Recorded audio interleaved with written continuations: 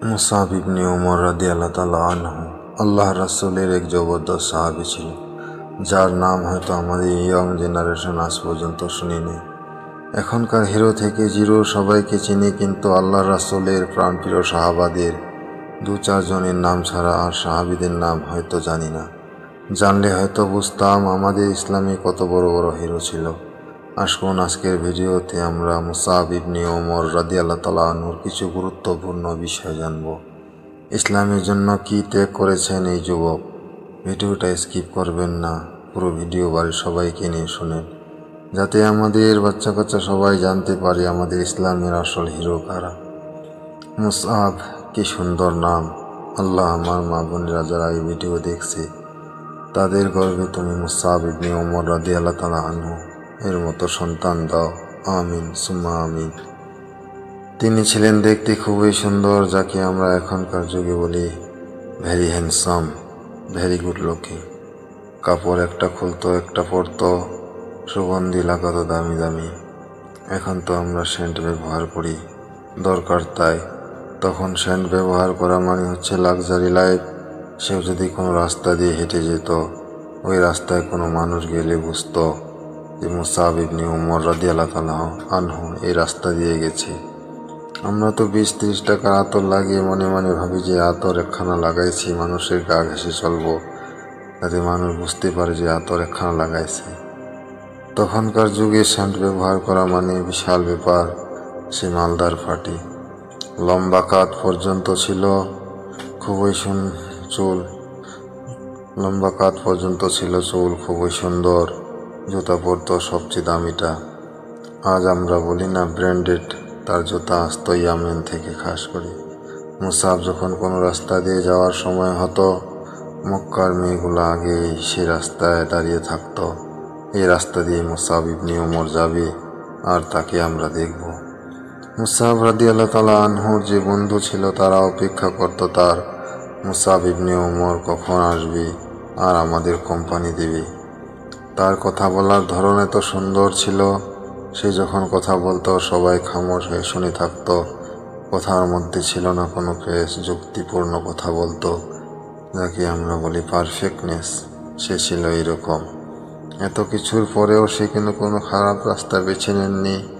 ইসলাম তখন নতুন নতুন, কেউ যদি গোপনে ইসলাম কবুল করত, মুশরিকরা টের পেয়ে যেত। সে জানলো মুহাম্মদ নামে এক ব্যক্তি নতুন দিন নিয়ে এসেছে। সে জানতে লাগলো আস্তে আস্তে। এরকম চলতে চলতে কিছুদিনের মধ্যে ইসলামের দিকে ধাবিত হলো এবং ইসলামের সুশীতল ছায়াতলে সে ইসলাম কবুল করে নিল। এরপর থেকে যাওয়া আসা করতে লাগলো রাসূলুল্লাহ সাল্লাল্লাহু আলাইহি সাল্লামের দরবারে। সে কিন্তু প্রথমকার সাহাবাদের মধ্যে ছিল। একদিন তার বন্ধুরা দেখে ফেলে সে মুহাম্মদের দিন গ্রহণ করে নিয়েছে। এই ব্যাপারটা তার বাড়িতে গিয়ে বলে দিল। মুসাব ইবনে উমর কিন্তু কাউকে ভয় করত না। সে ছিল খুবই সাহসী শক্তিশালী যুবক, কিন্তু তার মার উপরে কোনো কথা বলতো না। তার মাকে সে খুবই শ্রদ্ধা করত। আর কি, তার মা বলল আসতে দাও ওকে বাড়িতে। তার মা বাড়িতে আগে থেকে অনেক মানুষ জড়ো করে রেখেছেন। মুসাব আসা মাত্র তাকে জিজ্ঞেস করল, সত্যি কি তুমি মুহাম্মাদের দিন গ্রহণ করেছ? সে বলল হ্যাঁ মা। তার মা শোনা মাত্র তাকে মারার জন্য হাত তুলল, গালি মারার। কিন্তু লোকেরা বলল থামো, ছেলে মানুষ, রক্ত গরম, সব ঠিক হয়ে যাবে। সে চুপ করে দাঁড়িয়ে আছে, কিচ্ছু বলছে না, শুধু খামোশ। তার মা ভাবল ঠিক হয়ে যাবে, কিন্তু সময় যেতে লাগলো। সে ইসলামে থেকে চুল পরিমাণ সরে না। দুনিয়া কি বলছে বলুক। এরকম চলতে লাগলো। তার মা বুঝলো যে মুসাব দিন মুহাম্মদ সাল্লাল্লাহু আলাইহি সাল্লাম ত্যাগ করবে না। মানুষকে একত্রিত করে বলল একে বাঁধো। মুসাব বলল আমার কাছে আসো না, যে আসবে আমি তাকে কতল করব। মানুষও জানতো মুসাব যেটা বলে সেটাই করে। সে ছিল খুবই শক্তিশালী। তার কাছে কেউ আসলো না। তার মা বুঝলো এ আর শুধরাবে না। তাকে বলল তুমি বাড়ি থেকে বের হয়ে যাও।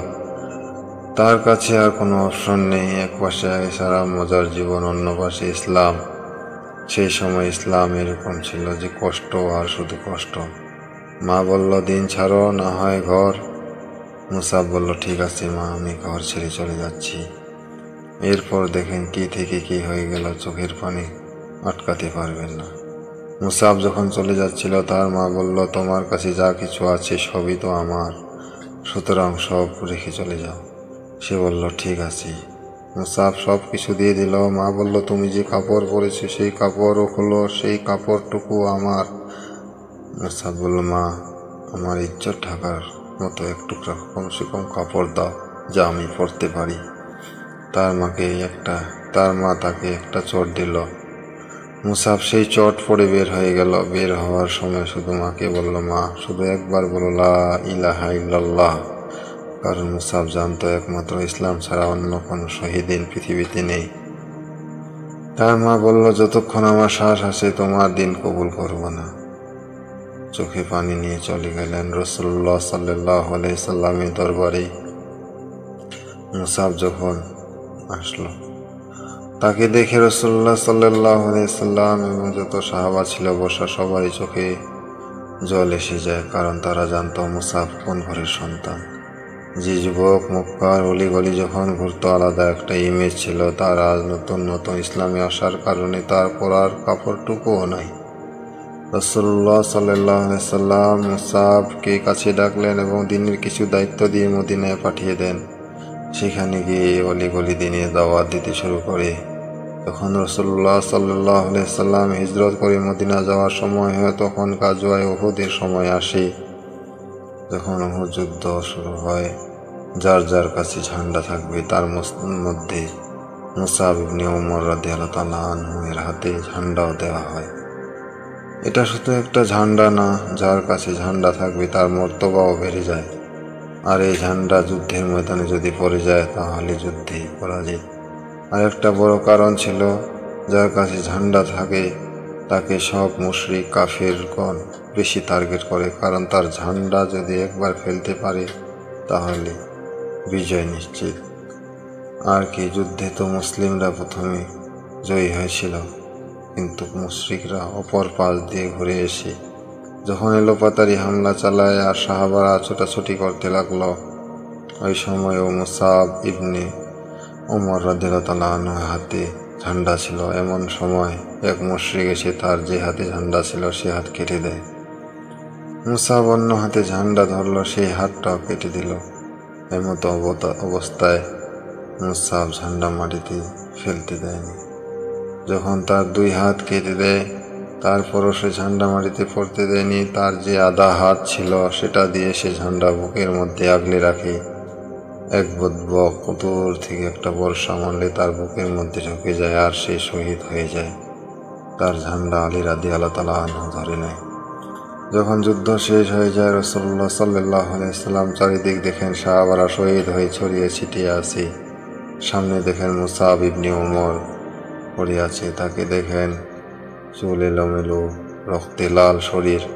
রাসূলুল্লাহ সাল্লাল্লাহু আলাইহি সাল্লাম বললেন, আমি মুসাবের আগের দিন দেখেছি মক্কার অলিতে গলিতে একটা শেহজাদার মতো ঘুরে বেড়াতো। আজ সেই মুসাবের শরীর ঢাকার মতো পুরো একটা চাদর নাই, পা ঢাকলে মাথা বের হয়ে যায়, মাথা ঢাকলে পা বের হয়ে যায়। তখন রাসূলুল্লাহ সাল্লাল্লাহু আলাইহি সাল্লাম বললেন, মুখ ঢেকে দাও, পায়ে ঘাস পাতা দিয়ে দাও। তারপর আল্লাহ রাসূল সাল্লাল্লাহু আলাইহি সাল্লাম বললেন, মুসাব, আমি সাক্ষী দিচ্ছি, হে মুসাব ইবনে উমর, তুমি কিয়ামতের দিন শহীদের কাতারে শামিল হবে। সুবহানাল্লাহ, সুবহানাল্লাহ। 40 বছর বয়সে, ইয়ং বয়সে সে শাহাদত বরণ করে নেয়। তাহলে আমরা কি বুঝলাম? আমরা যে দিন পেয়েছি এমনি এমনি পেয়েছি। তারা যে স্যাক্রিফাইস করে গেছেন তার ফল ভোগ আমরা করতেছি। ইসলামে যখন তাদের মাল দরকার ছিল মাল দিয়েছেন, যখন জান দরকার ছিল জান দিয়েছেন।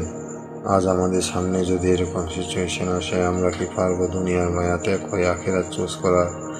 আবার অনেক মানুষ বলে, সেই যুগে আমরা যদি পেতাম আমরাও ওটাই করতাম।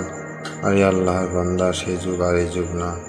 তারা যে যুগ পেয়েছে আল্লাহ তাদের ওরকম পরীক্ষা নিয়েছে, আর আমরা যে যুগ পেয়েছি আমাদেরও পরীক্ষা নিচ্ছে। আজও কোরআন মাজিদ ওইটাই, রাসূলের সুন্নাত ওইটাই। আমরা কি পারছি সঠিক মতো দিনে চলার? আজও স্যাক্রিফাইস করতে লাগবে নফসের, সময়ের, জান, মালিক ইনশাল্লাহ এখনও হায়াত আছে, তওবা করে আল্লাহ দিনের জন্য কিছু করতে পারি।